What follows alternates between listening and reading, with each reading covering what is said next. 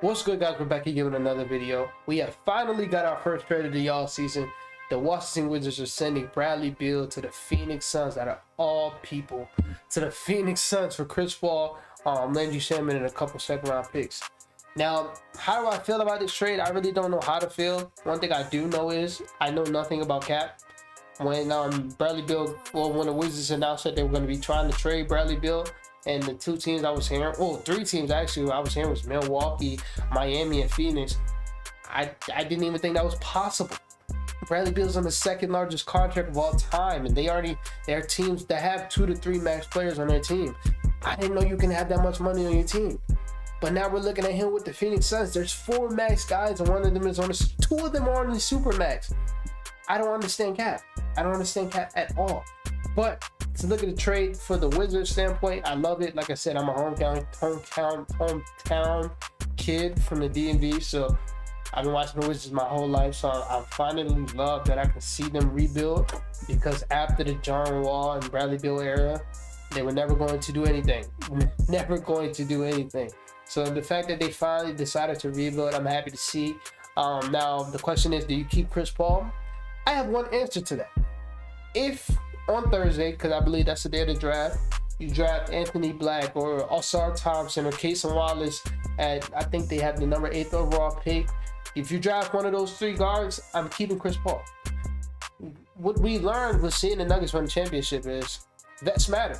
Now, of course, these vets didn't have a big impact on the court, and I'm talking about guys like DeAndre Jordan or Ish Smith or even Jeff Green to a certain extent. But you can't tell me off the court they didn't have a huge impact. But now you have a guy like Chris Paul, who's one of the best vets of all time. If I'm drafting a guard on Thursday, I'm keeping him. I am. I would love that mentorship next to a guard that I'm putting my whole future into. I would love it. One of the best point guards of all time can teach my guard. I would keep him. But if they don't draft a guard, let's say they draft like a Jarris Wallace or Taylor Hendricks, then would be a Washington Wizards type pick. If they do that, then yeah, just get rid of them. But if you draft a guard, I would keep Chris Paul. But to talk about the Phoenix Suns, like I said, I don't know how to feel. I don't even know if this moves the needle up or down for me. I don't. And like I said, Bradley Beal is a really good player. I said it, I think in the video before my last video, Bradley Beal is a very, very good player. But this fit is kind of weird. I don't like it. One thing I want to say before I get into the team, KD, stop. This is my second favorite player of all time. If I had to defend that he needs a super team to win again, I can't do it no more. Actually, I really can't. You go to the Warriors super team, but you won. I defended it though. You go to the Brooklyn Nets. The reason why you wanted to go over there, you love the culture that they were building, and the guys like Caris LeVert, Spencer Dinwiddie, and Jared Allen. Then you trade them for James Harden. Without even playing with the motherfuckers, you trade them for James Harden. You build a super team with them, and you lose and you lose again. Like, come on. And then you go to this team because stuff didn't work out in Brooklyn. I don't think it's all your fault, but it didn't work out in Brooklyn. You go to this team, and your co-star whooped his ass off. He just needed you to have a good series, and you didn't. And y'all got blown out of game 6. Not putting that all on you, but a large part of that is on you, KD. And then you trade for Bradley Beal. Let's be honest with ourselves. They have 2 top 10 players on their team. All you need in the championship is just have some really good guys. They have 2 top 10 guys. They could have won it with each other. They didn't need to go out there and get a Bradley Beal. You could have just found some way to get depth, and y'all would have been cool. And we're being honest. If KD had a good series, they could have won a championship this year. But he didn't. That's on him. You didn't need to get Bradley Beal, but they got Bradley Beal, so let's talk about it. I hope they don't sign a guard. I hope not. I hope y'all go out there and get a forward, because Bradley Beal and Devin Booker cannot play the 3. And you're damn sure not put one of them off the bench. So I'm assuming that they're going to just have them play combo guard, like D-Book's on 1 or Bradley Beal's on 1. They're going to do that. So I hope they don't draft a guard, because if you're going to put one of them at the 3, you're going to get cooked. The defense is already bad enough. DeAndre Ayton is not a good center to have as your defense. Your best defender is Kevin Durant, which he's a good defender, but he's not elite. So your defense is not going to be that good. You got to go out there and get a forward, and his name cannot be fucking Josh Okogie. It can't be Josh Okogie. You have to go out there and get a real forward. There's some guys in this free agency pool that I wouldn't say are huge needle movers, but they are good defenders.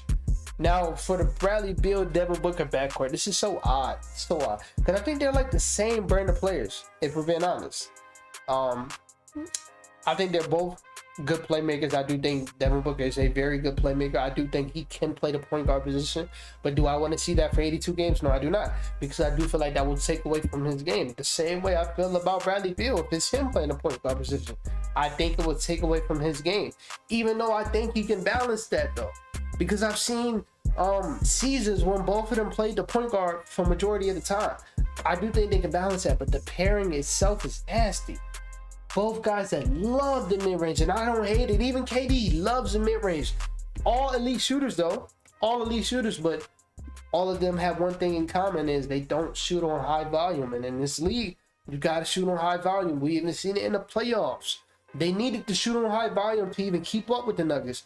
Devin Booker did it at a crazy level. I think one game he shot 80% at a crazy level. KD didn't. So they're going to need to shoot some threes. Now, the thing is, what do you do with DeAndre Ayton? If it's me, if I'm James Jones, the GM, I'm not done this offseason. I'm not. I'm going out there and I'm who wants DeAndre Ayton? Give me 2 guys for DeAndre Ayton. There's a couple teams I would go to. I'll go to Indiana and see if I can get Miles Turner, and then they have 3 first-round picks. You can get one of those. But if you don't want to, if you want a veteran player or a player that's not a rookie, get O'Shea. Get O'Shea percent. That's all you get. That's all you get. He doesn't have that much value. So even Miles Turner and O'Shea percent, that should be decent. I threw out on the timeline, they call Orlando and extra John Isaac and Gary Harris. I love that trade for the Suns, but for the Magic, it just doesn't make sense. Now you can go out there to Dallas. Reggie Bullock, Maxi Kleber, and then a filler. That's better than any of the role players you have now. The thing is, they made it to look like now they don't have that much options. And that's their fault for trying to create a super team.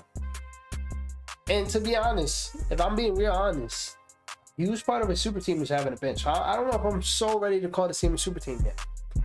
They have the stars, but they need the bench. Right now, the players they have on contract is Cam Payne, Josh Okogie, and I think it's Jock Landale. But everybody else, they need more players.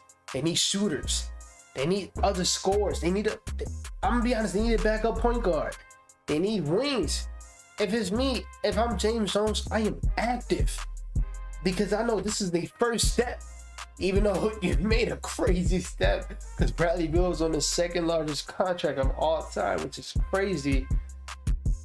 You need to go out there and make some trades, dog, with the little bit of pieces you got. Because I don't even think just having this top 3, which is automatically the best top 3 in the league, I don't think that's enough. You got to go out there and make some calls, man. Call Charlotte. Offer them. But they have Mark Williams. Like, why would I want him? Why would I want DeAndre Ayton when I got Mark Williams?